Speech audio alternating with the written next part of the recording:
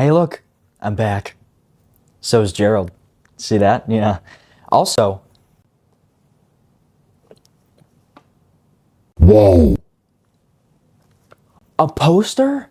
Yeah, so we have our first poster in the background. So hopefully it's not too terrible to look at anymore. Just a wrinkled white background. We have a whole one poster for you to look at. But hey, it's a good start, all right? Where it's still a little bare, but we're going to fill this whole thing. And once we're done with all of the Japanese guinea pig movies, I can put that poster up as well. But welcome to episode 3 of How Extreme Is It? Let's look in the little magical drawer, shall we? Oh, wow, what a surprise. The second entry in the Japanese guinea pig series, which is Flowers of Flesh and Blood. Isn't that amazing? That's a wonderful, wonderful title. This one, for whatever reason, wait. Oh, I lied. It stands. So, yeah, we have the second one, which is supposedly the worst one out of the entire series. It is the most notable one. It is the most well-known one. It is the most gruesome one, the most extreme. It's just the highlight of the entire series is this one. So it's also going to be the hardest one to watch, maybe. But I'm going to go in completely unbiased. I almost said biased. But yeah, I don't know exactly what happens in this movie. I can kind of look and guess on what's going to happen. But after seeing the first one, which if you haven't seen that video, you definitely should. The first movie is really not that bad. It was comedically cheesy and a little boring. But this is 46 minutes long, so again, very short. I think the other one was exactly the same. It was either 46 or 43. This is a 1985 film, so it's an 80s film. It's pretty old. But if you don't know what this is, I barely know what it is. It's just same premise of the first movie, woman being experimented on the whole movie. Not fun to watch. So I'm not really entirely looking forward to watching this. I'm looking forward to being done with it and moving on to the other ones because the other 4 movies actually sound interesting and fun and are still considered extreme. So those are the movies I kind of want to watch. They are just highlights. They are behemoths in the extreme horror genre. So I kind of have to watch these 2 in order to get to the good stuff. Yeah, so I am scared.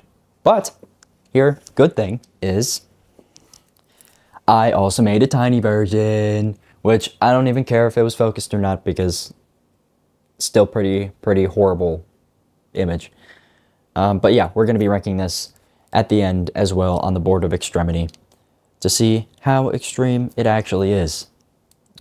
Does it live up to its infamous name, or is it kind of bad like the other one? I don't know, but we're gonna see because I'm going in blind, being as unbiased as I can, and I will genuinely let you know if this is as disgusting and horrible to watch as everyone says it is. So I'm gonna go ahead, I'm gonna go watch it, and I'm gonna come back. I'm probably gonna talk about the entire movie because I can't keep my mouth shut. So spoilers, and then we're gonna rank it. And we're back. All right, Gerald and we're back from watching this 47-minute long video, basically. Not even really a movie. Gerald did watch it. He can't really see or hear it very well, but he did tell me how much he liked the movie.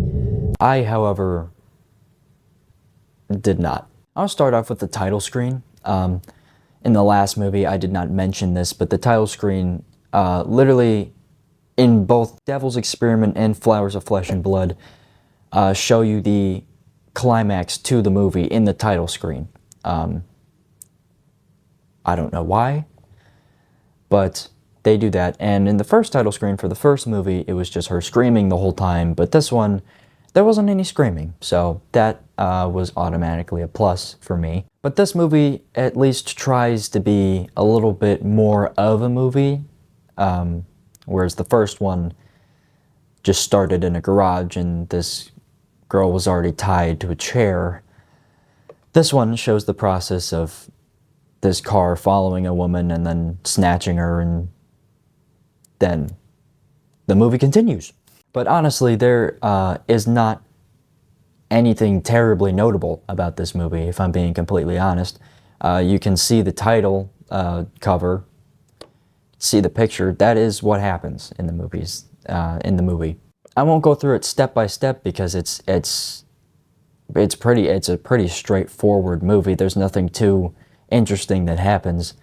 First of all, injects her with something after he tastes it to make sure it's good. She is basically unconscious the entire movie. She can't feel any pain, which I don't know if that makes it better or worse, but there's no screaming in the movie, right? So she doesn't really react to anything that's happening, being that her limbs are being deleted from her body. So our main antagonist, instead of having three, we only have one, who, I'm sorry, but this is the most atrocious looking man I have ever seen in my life, I think.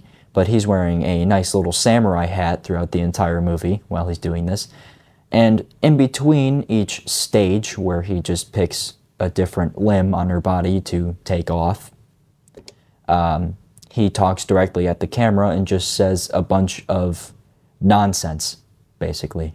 He doesn't really say anything notable. It's just like in horrible, murderous poems. The subtitles for at least my movie are a little bit screwed up. Some of them pop up for 2 seconds while he talks for 3 minutes. Some of them stay on the screen for a lot longer after he talks, and I don't even know if it translated everything he said, but most of the things he was saying don't make any sense at all and don't really add to the movie, if you can even call it that. So yeah, it is just like a montage of all of these horrible things. But instead of having different trials, whereas the first one, they were like spinning in her chair and, you know, throwing worms and guts on her, and, you know, they like ripped her fingernail off. This is solely focused on how many limbs can I take off. That's his goal. I mean, and that's what he did. And for the 80s, I would say the effects are pretty good. All right, the effects, not terrible. Would it hold up now? No. Actually, you know what? Yeah. It would, I mean, would people think it's real? No. People did in the 80s think this was real and did in fact turn this into the police thinking it was an actual snuff film, but watching it, it's pretty clear it's not real. But yeah, I think the most disturbing part were her hands, you know? How, like, if a spider loses its leg kind of keeps moving. Yeah, that's kind of what happened. And I just thought it was gross, because, like, hands by themselves look like giant spiders, and it's weird. I didn't like that part. Towards the beginning of the film, after he captures her and before she is just passed out, he cuts a chicken's head off. It was a prop, okay? It wasn't an actual chicken, okay? Which I thought it was going to be for a second, but thankfully that chicken is actually okay. But they used a prop and cut the chicken's head off, and he's like, "This is your fate." So I guess that's a little subtle foreshadowing, I think, because the title screen showed exactly what her fate was before I even saw the movie, so that's cool. To be fair, the front cover shows you exactly, so I don't know, there's no plot twist to this movie, really. So there were a few instances where there were pretty horrible sound effects added. Not disturbing, but like they're just really bad sound effects. Some of them were like, made you like want to curl up into a ball, but others were just like really, really cheesy. Yeah, so quite a bit of this movie was kind of cheesy, but not nearly as cheesy as the first one, I would say. So I would like to talk about the main antagonist of the film. Besides him not being too appealing to the human eye and enjoying this entire process way more than he actually should, we get a little bit more information about who he is. which I do like, because the first movie, it was just three guys. You didn't really get to see their faces, and that's kind of it. This one, you know, he's got a nice little samurai hat on, but at the end of the movie, he reveals that he has an entire collection of body parts, which is great, right? That's a cool hobby. Everyone has their own thing, but yeah. So there's limbs coming out of like pottery plants. There's limbs in fish tanks. There's just heads on the table. He collects eyeballs. And at the start, I'm like, wow, these are pretty cheesy, but some of those are concerningly real. And I genuinely don't know how you could possibly recreate something like that. So I'd say that part of the film was the most concerning. But yeah, the props for all of the limbs are very, very, very well done. And I don't know how they did it. Okay, I don't know. So for the 80s, pretty good. All right, special effects, practical effects. I can see why some people thought it was real, okay? But did I enjoy it more than the first movie? I can't say that I have enjoyed either of them, actually. I didn't really like watching either of them. Gerald did. I did not. But I think being that this one kind of has just a glimpse of a plot and having more information about the killer, I think I like this one more. All right, the first one is just comedically cheesy. It's boring. You don't really know anything. It's just nonsense. This one is kind of all of those, but it tried a little bit, right? Also, another thing to note, this one, in the movie itself, also claims that the director was sent various pictures of things like this that weren't fake, and he, once again, made a movie on it. I don't know if that's true. I don't know if anyone knows if that's true, but that is information that you get in the movie at the beginning and the end, claiming that this is a recreation of some pictures that this guy got. I like the aspect that we kind of know he's done this multiple times, right? Not a good thing, but I like just once again having more information about the guy who's doing this and for what reason, what purpose, where we didn't have that in the first movie. So yeah, there's not too much to say about this movie. I kind of knew what it was without knowing what it was. So I'm gonna go ahead and we're gonna take this movie and we're gonna rank it. So we're gonna get the board out.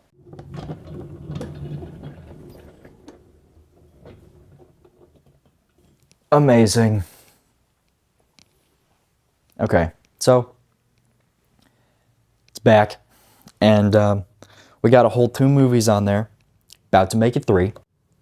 I'm just glad that I don't have to watch these ever again, because they're really, I'd say highly overrated. The only reason why they're so popular is because they're like supposedly based off things that actually happened, but like we don't even know if that's true, I don't think. The question is, which one is worse? All right, which one is more extreme? Which one is more disturbing? The first one, Devil's Experiment, or the second one, Flowers of Flesh and Blood? That's the real question here. And honestly, I didn't feel too much more disturbed watching this movie than I did the first one.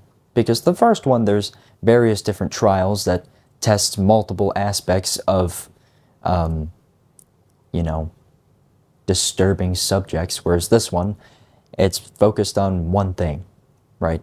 The other one touches a lot of different things that could make you feel very uncomfortable, and she's awake the whole time. This one, she's asleep the whole time. There's no reaction, she doesn't feel the pain. The antagonist even said she couldn't feel pain. So, I mean, we don't get any reaction out of her, which I'm glad, because it made it more watchable, but I'm not gonna put it too much higher than the first one. I guess this one is much more realistic, okay? The worst thing that happened with this one is the needle and the eye, and this one, At the end, we had a spoon and an eye. So, I feel like that scene was worse than the climax of the first movie. So, we're gonna put it right there. We're making a steady line upwards to extremity. Let's bring this in a little bit. See if you can see it better. All right, so there you go. There's the 3 movies I have ranked so far. And overall, for these 2 movies, I am a little bit disappointed. They're hyped up quite a bit, and I was just kind of let down a little bit, you know? That's the number one reason why I kind of hate movies, is because I get so excited about them and then watch them, and they're not at all what I thought they were going to be, which I wasn't terribly excited to watch these to begin with, but they certainly are not really what I expected them to be. But I don't know what I was expecting from these 80s movies of this subject matter, but yeah, so a little bit let down, a little bit underwhelmed, honestly, because people thought these were one of the most disturbing movies ever made, but I don't think they are. Certainly disturbing, certainly not fun to watch, but definitely not as terrible as I thought they were going to be. Thought they were going to be a lot worse. But yeah, there you go. There's the unfortunately relatively underwhelming first 2 entries of the Japanese guinea pig movies.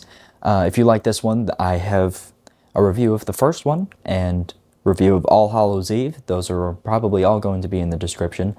I also have a hoodie shop and an eBay store where I sell horror movies. If you're interested in any of those are also going to be in the description.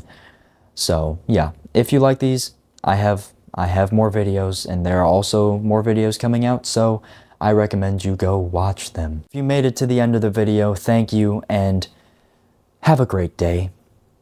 And please try to keep all of your limbs intact. That would be great.